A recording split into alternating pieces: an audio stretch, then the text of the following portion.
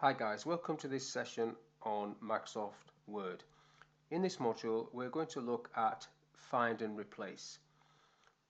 On the right hand side of the Home tab, I've selected the Home tab, you find and replace. So this is what I'm going to click on, replace. The box comes up there, so the first part of the box is just find, second part is replace, third part is go to. So replace. So the example I want to do first of all is find the word Microsoft in this document. So I'll type Microsoft at the top and replace it with the word Lotus down the bottom there. Now the temptation is to go replace all, but that can be quite dangerous because you could end up putting a word inside a word that shouldn't be there. In this example that would be okay because these are names, so that would probably work. But still, I want to do it like this. I'm going to click on replace first. It goes to the first occurrence of Microsoft. Now let's say in this example I don't want to replace that one. I can just ignore that and go find next. Finds the next occurrence of Microsoft. So this one I can replace, and now I can click through the document, click in replace, or if I didn't want to replace that one I would go find next, but I do want to replace that one, and that will finish this one off. Click OK to that. Now if I type the word the and replace it with the word that and do click replace all, let's see what happens. I've made 16 replacements, but if I move my little box you can see that there it has placed the word that inside the word there. It's done it again there, and no doubt there are a few other mistakes further down, and now that would be a problem in itself trying to correct that. Now I know we haven't saved this, so we've got undo at the moment, so that would be okay, but just be careful about clicking replace all. Now let's have a look at this one. Let's have a look at finding the word office and changing it to the word room, but this time I'm going to click on more because I have more options, and what I would like to do is change it to a different font and a different color. So I'm going to click back on there because in my experience sometimes when you click this button it jumps back up to the top option. So I'm just double checking that I'm on this one. Then format, font, and I can change this to, let's say, 24 and red. Okay to that. Oh, didn't pick the color. Red. Okay to that. And then I will go, in this example, replace all, but you can see the format there. Replace all. 14 replacements. Click OK. So you can see how that works. Now, next one, I'm going to type the word specialist and replace it with expert. But I've got to get rid of this. This is a legacy from the previous one, so no formatting is what I need to do for that. And then again you're going back into format, font, and this time I'll pick a blue color and underline, double underline, and pick a different font, size 20. So that's what it's going to do. Click OK. There's the information. Replace all. Okay, so you can see it in there. So that's basically how find and replace works. The key to all of this is making sure that you clear off any legacy formatting before you do the next one. So last one, just one more time, program,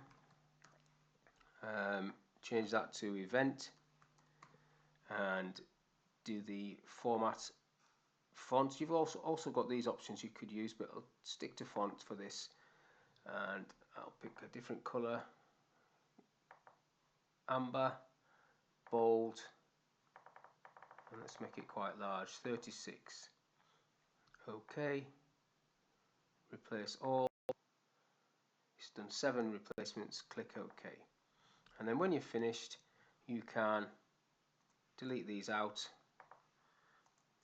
You don't even have to delete it out really. Clear the formatting, close the box. Now what I want to do in the rest of this session is just basically reset this back down to normal font. So I'm going to select Control and then A to select the whole document, and then Control and Spacebar to put the document back to the default font. Now it hasn't changed the actual words that I changed, but it's put the font back to Times New Roman 12 point. So the next little bit in this session is going to be borders and shading. So first of all, I'm clicking into this first paragraph and I want to select an outside border or all border. Either would work, all borders, and then this one gets a border. And then to the left of that, a colour, a shading colour, like so. Next one, let's select a right border and let's just highlight some of the text and pick a different colour to shade. Next one, let's do a bottom border and let's make the whole thing shade. And then coming down into this next paragraph, I want to do something slightly different. So I am going into borders and shading at the bottom to this box. So I could use this box to create exactly the same. There's the border, or I've got a shadow option, a 3D option. I've got color options for the lines, so let's go for red, and line thickness, let's pick a thick line so it stands out, so you can see it there now. You've got paragraph option there. You've got options on that paragraph, so you can basically move it from the text. So if I just show how this works, so it's moving the border away from the text. You can do the left right as well. Click OK to that, click OK again, and you can see that coming on there now, big thick line. Now next paragraph, if I go back into borders and shading, you've got a page border which has exactly the same things, box for the whole page, but in addition to these styles down this left hand side, you also have these options under this heading at the very bottom. Now there are quite a few different options in there, and as you get further down, these look like certificate edges, quite a long way down actually, so these ones go back up a bit. If I click on that one, that's more like an attendance certificate you can do. Click OK, and then you get that going on the page. That's the page border and paragraph borders. Now if I do Control A and Control Spacebar now, nothing happens to the text because I didn't change the text. But to reset the paragraphs, the key command is Control Q, and that should take all the borders off the paragraphs and all the shading. So that's reset the paragraphs. The page border is not part of that process, so that's stayed on. To remove the page border, I need to go back into borders and shading, back onto page border, and take this off. None, and none, and then OK, and that is off. So just to have a little play with this, let's see if we can do something with this document. So there is the right indent marker, which I'm just going to move into, say, 14. In fact, before I do that, I need to highlight the whole document. So let's just highlight the whole document. So pull that to 14, make it justified, and now a right border down the right hand side, like so. There's the right border. So I've used justification. I could put a numbered list on there, and you see you're getting a multiple set of features. There's the hanging indent for the numbered list. The first line indent is the numbers, and then the body of the text is hanging off.